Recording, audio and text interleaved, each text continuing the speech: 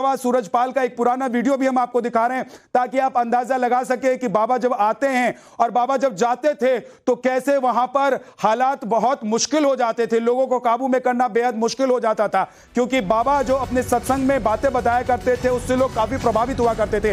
इस वक्त एक और बड़ी खबर आपको बता दें, भगदड़ में 120 से ज्यादा लोगों की मौत हो गई है, चश्मदीद बता रहे हैं, लेकिन जो मेरे सहयोगी अरुण वहां पर मौजूद हैं वो ये बता रहे हैं कि प्रशासन की तरफ से भी 80 से ज्यादा लोगों की मौत की जानकारी दी गई है। हाथरस हादसे को लेकर हेल्पलाइन नंबर भी जारी कर दिया गया है जो इस वक्त आपके सामने स्क्रीन पर है। अगर आपका कोई परिचित, आपका कोई जानने वाला भी इस सत्संग में गया था, उसके बारे में आप जानकारी लेना चाहते हैं तो आप इस हेल्पलाइन नंबर पर फोन कर सकते हैं, आप जानकारी हासिल कर सकते हैं। लेकिन दूसरी तरफ प्रशासन की तरफ से और सरकार की तरफ से भी अब इस मामले को लेकर निगरानी रखी जा रही है। खुद मुख्यमंत्री योगी आदित्यनाथ इस मामले पर पूरी निगरानी रखे हुए हैं, घटनास्थल पर क्या हो रहा है उसके बारे में लगातार जानकारी हासिल कर रहे हैं।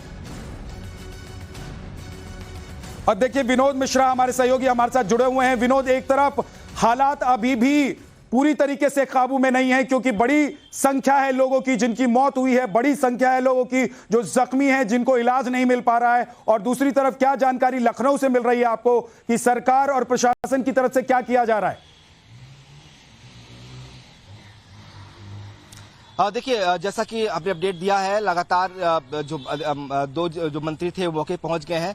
जो प्रभारी मंत्री हैं हाथरस के वो भी मौके पहुंच गए हैं। तो इस वक्त सरकार के 3 मंत्री हाथरस में हैं जो लगातार इस कंडीशन पर नजर बनाए हुए हैं, लोगों से मिलकर हालात जानने की कोशिश कर रहे हैं। जो डीजीपी और उत्तर प्रदेश के चीफ सेक्रेटरी थे वो भी कुछ ही मिनटों में पहुंचेंगे। बाकी जो जोन के एडीजी हैं और जो कमिश्नर हैं वो पहुंच चुके हैं, वो काफी देर पहले पहुंच गए थे, घटना के तुरंत बाद उनको बुला गया जाने के लिए। तो वो लोग अब वहां पे हालात को कंट्रोल करने की कोशिश कर रहे हैं। लेकिन जो सबसे बड़ी बात यह है कि खबर यह है कि इसके लिए बाकायदा परमिशन ली गई थी और हमारे पास वो ड्यूटी चार्ट है जो पुलिस ने आज लगाया था और ये करीब 50 से ज्यादा पुलिस वालों की ड्यूटी वहां पे लगी थी। ये ड्यूटी चार्ट है जिस पर लिखा है कि ड्यूटी चार्ट श्री साकार नारायण विश्व हरि भोले बाबा सत्संग कार्यक्रम ग्राम फूलपुरई के मध्य जीटी रोड के किनारे दिनांक 2/7/2024 को सुबह 7 बजे से कार्यक्रम समाप्ति तक।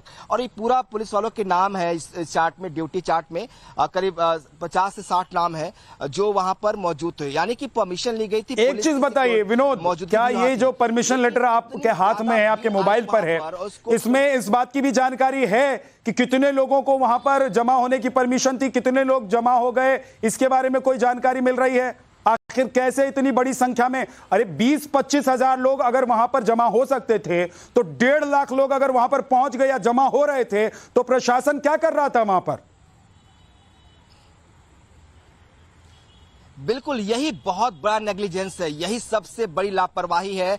आपके पास इतना कुछ इनपुट लेने के लिए इतनी सारी एजेंसीज हैं, आपके पास एलआईयू है, आपके पास भीड़ कितनी आ सकती है, अंदेशा क्या है, जो प्रायोजक है उन्होंने कितनी भीड़ की आशंका को रिटर्न में दिया हुआ है और उससे ज्यादा भीड़ आ रही तो फिर प्रोग्राम को रोका क्यों नहीं गया, ये तमाम सवाल है। ये जो मेरे पास चार्ट है ये वो पुलिस वालों के नाम है, ड्यूटी चार्ट है, जिनकी जिम्मेदारी वहां पे जिनकी ड्यूटी लगाई गई थी, जो वहां पे लॉ एंड ऑर्डर के लिए और बाकी इंतजाम के लिए जिसकी ड्यूटी लगती है। जब आप परमिशन लेते हैं तो उस अकॉर्डेंस आपको पुलिस फोर्स दिया जाता है आपकी वहां की आपकी व्यवस्था को बेहतर बनाने के लिए। जब पुलिस की फोर्स वहां मौजूद थी और भीड़ जब बढ़ने लगी तो इन्हें कंट्रोल इस बात की सूचना देनी चाहिए थी, इस कार्यक्रम को तुरंत निरस्त किया जा सकता है। ये एसओपीज है कि अगर आप किसी कार्यक्रम के लिए परमिशन लेते हैं और जो आप संख्या बल बताते हैं उससे ज्यादा अगर भीड़ वहां पे आती है तो कार्यक्रम को तुरंत जो है निरस्त किया जा सकता है, कैंसिल किया जा सकता है। लेकिन ये वहां पे नहीं हुआ, बड़ी संख्या में वहां। ठीक है विनोद, जरा ये भी बताइए कि आयोजकों के बारे में कोई जानकारी आपके पास तक पहुंच पा रही है कि नहीं पहुंच पा रही है? मैं आपके पास लौट कर आऊंगा, जरा एक बार फिर से तस्वीर दिखाता हूं अपने दर्शकों को कि कैसे आज भगदड़ मची है और कैसे इतना बड़ा हादसा हो गया जिससे पूरा देश हिल गया है। ये आप तस्वीर देख रहे हैं, यूपी के हाथरस की तस्वीर है जहां पर यह सत्संग का आयोजन किया गया था।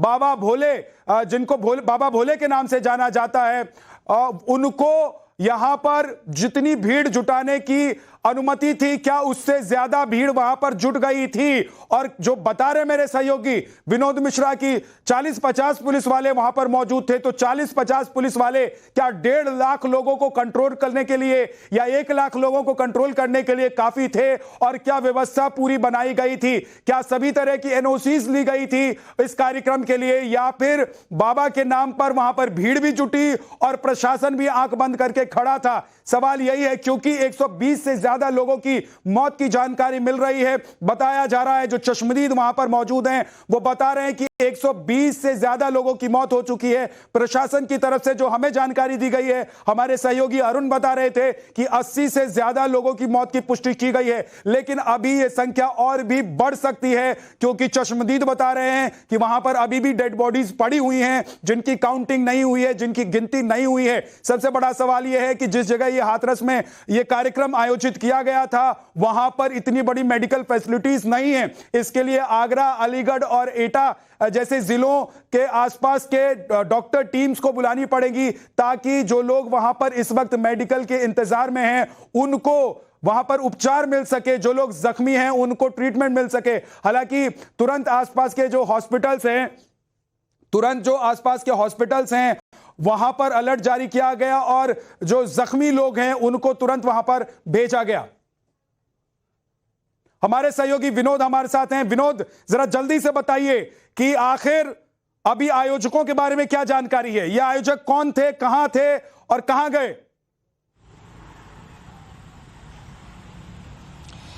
देखिए, जो हमारे पास लेटेस्ट अपडेट आया है उसमें ये कहा गया है कि जो आयोजक हैं उनके खिलाफ एफआईआर दर्ज करने की तैयारी चल रही है और जल्द ही एफआईआर दर्ज होगी, क्योंकि कभी भी जब आप इस तरह के आयोजन करते हैं, कोई बड़ा आयोजन करते हैं, तो उसके लिए परमिशन आप लेते हैं। बाकायदा इसके लिए पुलिस डिपार्टमेंट जो है एक एसओपी बनाया हुआ कि नियम और शर्तें हैं कि कितनी भीड़ होगी, किस तरह के इंतजाम होंगे, बैठने की व्यवस्था क्या होगी, जो लोग वहां पे होंगे उनके लिए क्या क्या अरेंजमेंट्स होंगे, कितना बड़ा टेंट लगेगा, क्या सीटिंग कैपेसिटी उस टेंट की कितनी होगी, मौसम जिस तरीके से है उसके लिहाज से बताया जाता है कि आपको इंफॉर्मेशन शेयर करनी पड़ती है कि उनके बैठने के निजाम क्या होंगे। उसके अकॉर्डिंग वहां पुलिस की व्यवस्था की जाती है, वहां पे पानी की व्यवस्था की जाती है, वहां पे लोगों के बैठने के इंतजाम किए जाते हैं। तो ये सारा इंतजाम जो है वो उसकी जानकारी जो आयोजक होता है उसको देना होता है। जो जानकारी मिली है, जो स्पॉट था जहां पर ये कार्यक्रम हो रहा था, आज जो हुआ उसमें करीब 25,000 लोगों की खेत, एक तरह से हाईवे के बगल का एक खेत है, एक जहां पे ये कार्यक्रम हुआ, वहां पे इंतजाम सिर्फ और सिर्फ 25 से 30,000 लोगों के रहने की, बैठने का हो सकता है। लेकिन जो अभी तक रिपोर्ट्स आ रही है, जो लोकल्स वहां के दावा कर रहे हैं, जो लगातार सोर्सेज बता रहे हैं कि जो भीड़ थी वो करीब 1 लाख तक पहुंच गई थी। तो आप सोचिए कि जहां पे 25,000 लोगों की व्यवस्था हो, अगर वहां पे 1 लाख लोग पहुंचते हैं, उससे आसपास लोग भी पहुंच जाते हैं, तो फिर वहां पे हालात कैसे होंगे? वो भी तब जब इतनी गर्मी हो, इतनी ज्यादा ह्यूमिडिटी हो, इतना ज्यादा उमस हो। और जो प्राइमा फेसी जो खबरें आई थी वो यही थी कि उमस की वजह से बहुत सारे लोग वहां बेहोश होने लगे थे। जब ये बाबा 1:45 पर अपना सत्संग खत्म करता है और उसके बाद भी लोगों को निकलने वहां से नहीं दिया जाता, तब लोग उसके देखने के लिए, उसका आशीर्वाद लेने के लिए एक अचानक से भीड़ उमड़ती है। उसी दौरान लोग वहां बेहोश हुए रहते हैं और उनके ऊपर से लोग गुजर जाते हैं। यही देखकर वहां पे ये अफरा तफरी मचती है, स्टैम्पेड होता है और इतनी बड़ी संख्या में लोगों की जान जाती है। तो ये कहीं ना कहीं बड़ी लापरवाही है। लापरवाही दोनों तरफ से है। पहला तो जो आयोजक है उसने इंफॉर्मेशन को कंसील किया, छुपाया, उसने नहीं बताया कि उसकी व्यवस्था कितनी है, क्या इतनी बड़ी संख्या में। जी विनोद, लेकिन जरा ये बताइए कि क्या आयोजकों के बारे में जानकारी अभी है कुछ कि आयोजक भाग गए हैं? आयोजकों के बारे में प्रशासन के पास जानकारी है कि वो बच निकले हैं वहां से या अभी वहां पर हैं?